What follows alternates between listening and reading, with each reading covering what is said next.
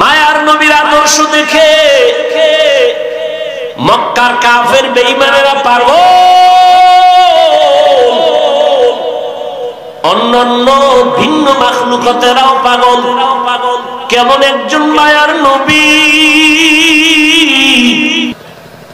১৫০০ বছর হয়ে গেল নবী নাই, জিন্দা নবী, হায়াতুন নবী, রওজা মোবারকে আছেন, নামাজের হালাতে আল্লাহর মারিফতের মজা নিতেছেন।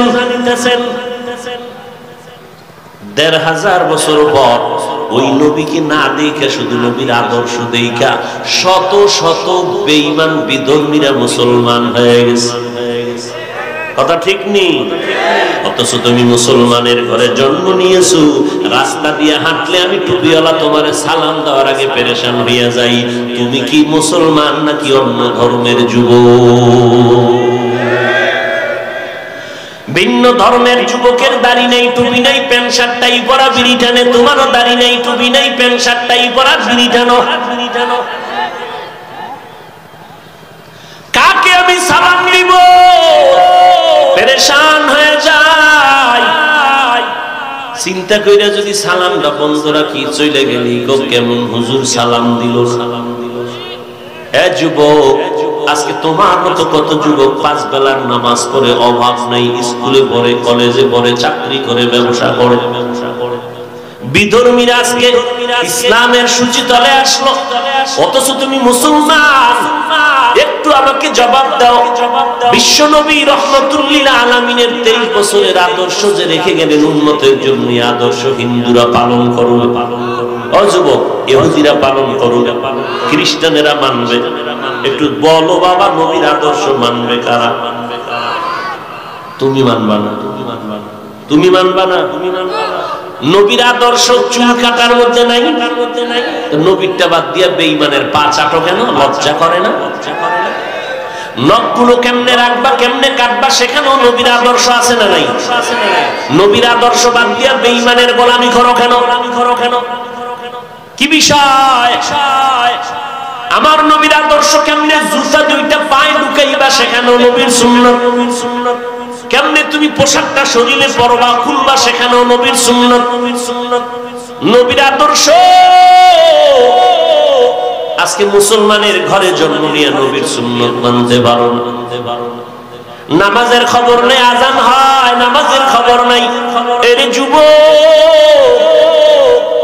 আমরা যতই পায়ে ধরি, আমাদের মূল কারণটা কি? আমাদের মূল তো আল্লাহর কোরআন, নবীর সুন্নাত, আর কোনো পুঁজি নেই। এরপরও তো আল্লাহ চ্যালেঞ্জ দিয়েছেন, আমরা উলামায়ে কেরামরাও তো বলি, কোরআন শরীফের মধ্যে একটা ভুল পারলে এখনো বের করে দাও। এখন যদি ভুল বের করে দিতে পারো, কোরআনে টুপি ফালায় দিব, দাড়ি ফালায় দিব, তোমার মতো নাচ গান প্যান্ট শার্ট পরে রাস্তায় নেমে যাও। দুনিয়াতে বড় বড় বেঈমানেরা পারে নাই, কেউ পারবেও না। যদি তাই হয়, তাহলে পাও 2টা আগাইয়া দাও, আমি তোমার পায়ে হাত রেখে বলে যাবো, রে বাবা, কয়দিন আর বাহাদুরি করবা? আজকে আমার ডানে বামে এত মানুষ, এত ভক্ত, কিন্তু চোখ 2টা বন্ধ করে দেখলাম একজন আমার আপন না। মরণকালে কেউ আমার কবরে যাবে না। ওই কবরে আমার ছেলে মেয়েরা কেউ যাবে না। গায়ের গেঞ্জিটা কেটে কেটে রেখে দিবে, শেষ সময় আমার 3টা সাদা কাফন পরাবে। মদিনার নবী বলেন, ওই কবরে যখন মাটি চাপা দিয়ে সব বিদায় হয়ে যাবে, আমি এখন একা, অন্ধকার কবরে কেউ নাই। 2জন ফেরেশতা আসবে, 3টা প্রশ্ন করবে সবার বেলায়, কে হিন্দু, কি মুসলমান, কে আলেম, কে মূর্খ। প্রশ্ন 3টা, রবের পরিচয় দাও, ধর্মের পরিচয় দাও, রাহমাতুল লিল আলামিনের পরিচয় দাও। নবীজি বলেন, এই 3টা প্রশ্নের জবাব যারা দিতে পারবে, তাদের কবর হবে রাউযাতুম মিন রিয়াজিল জান্নাহ। আর এই 3টা প্রশ্নের জবাব যারা দিতে পারবে না, তাদের কবর হবে হুফরাতুম মিন হুফারিন নার। কারা পারবে? আমি হুজুর পারবো, গ্যারান্টি নাই। কেন? যদি গ্যারান্টি থাকতো, জান্নাতের টিকিট পাইয়া আবু বকর জীবনটা ভর শুধু কান্না করে কাটাইছেন, আল্লাহ আমি হাসরের ময়দানে আল্লাহর সামনে কেমনে দাঁড়াবো?